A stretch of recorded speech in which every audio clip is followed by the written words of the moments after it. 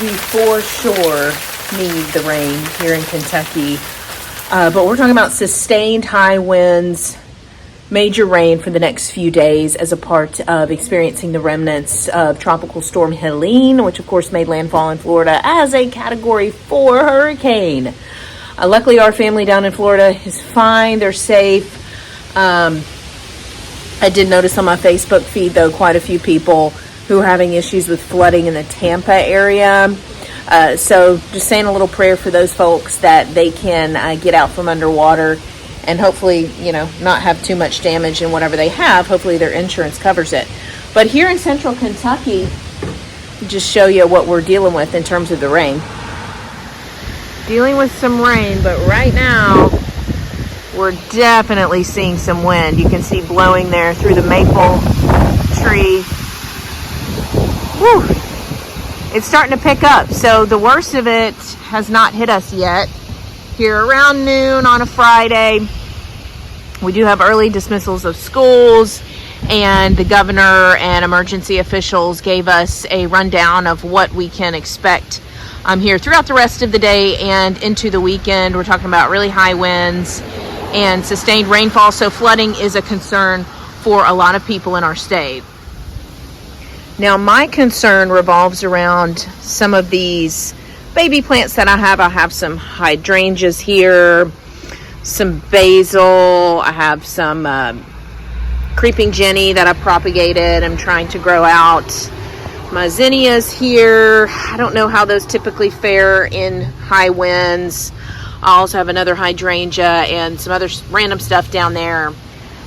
I brought in some of my yarrow, I believe is what it's called, my lemongrass, my nepeta, although I think the nepeta would be fine because it's so low-lying.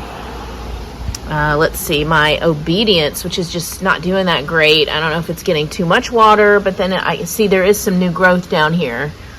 So we'll see. And then also I've got some bok choy I wanted to bring in. This is that Arctic, I think it's called Arctic Fire Red. It's a arbusto shrub, so I wanted to bring that in because I haven't gotten it into the ground yet from that plant sale I went to a week ago. And then this one I'm sure would be fine, but just to be on the safe side, since it's still in a container, this juniper, I just went ahead and brought that into the garage as well to keep it safe from these winds.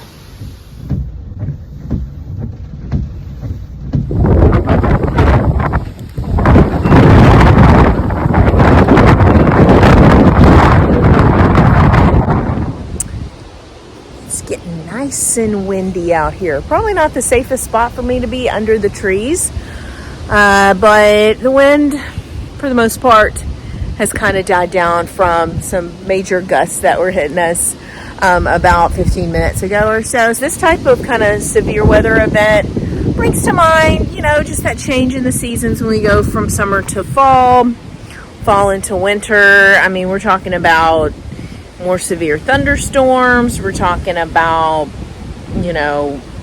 snow, starting to get into that sleet. And then, of course, what comes after December, right? With, for us here in Kentucky, that is usually really cold temperatures and snow and frost. So, it got me thinking about overwintering my plants. Now, a lot of my plants, of course, are in the ground. They're perennials. I won't touch them. That's one method you can deal with overwintering your plants, right? Just leaving them be. Another thing is you can cover them. Whoa. It's getting a little gnarly out here with this wind. Yeah, I may need to go inside, actually.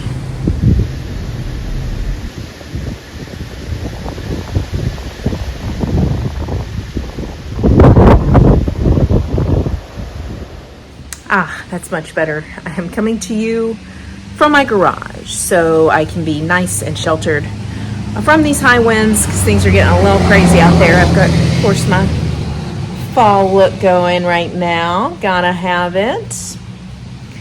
I love days like today. I could just honestly stay in bed all day, but I've even picked some weeds since it's been nice and cool right now.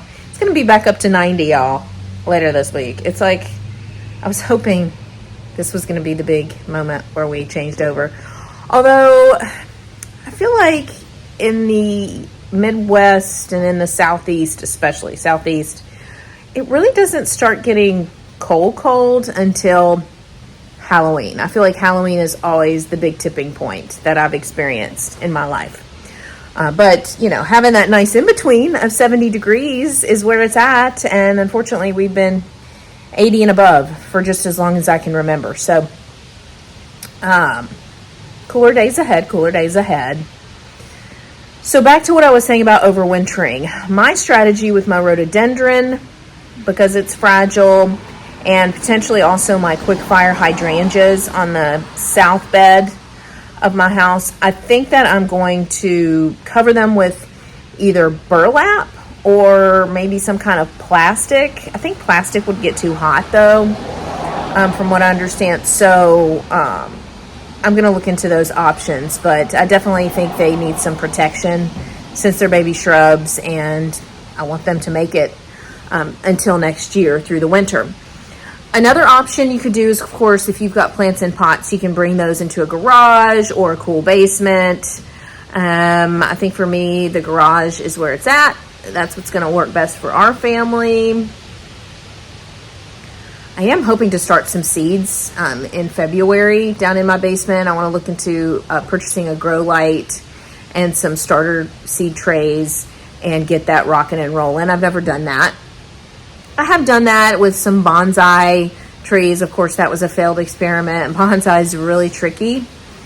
I think I killed off my bonsai trees because I just did not harden them off properly. That seemed to be kind of tricky. I remember getting leaf scorch on them, and then it was game over from there.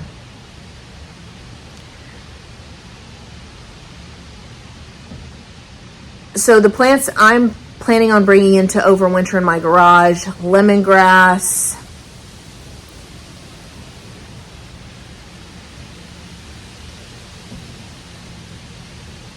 hydrangeas,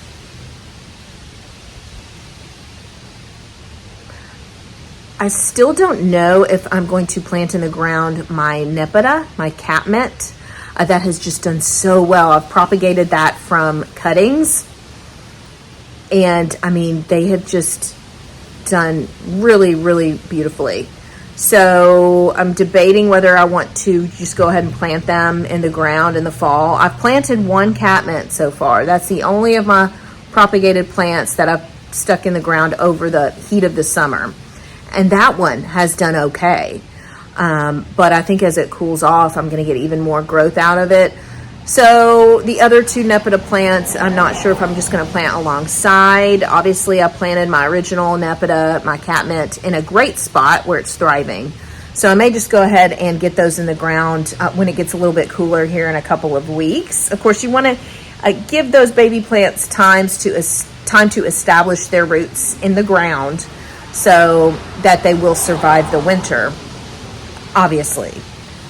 A lot of times they say the more mature the plant, the bigger, aka the bigger, the safer bet it is to have success with transplanting it into the ground. So I could wait until the spring. Like I said, I still don't know. If you have any thoughts on that, please feel free to comment below. Maybe you've had some experience with that. You know, the overall goal with paying attention to your hardiness zones and what's going to work in your specific region, your climate. You know, the key to that is knowledge is power. Just go check out the USDA's hardiness zones map. Super easy to Google. Wind is really starting to pick up.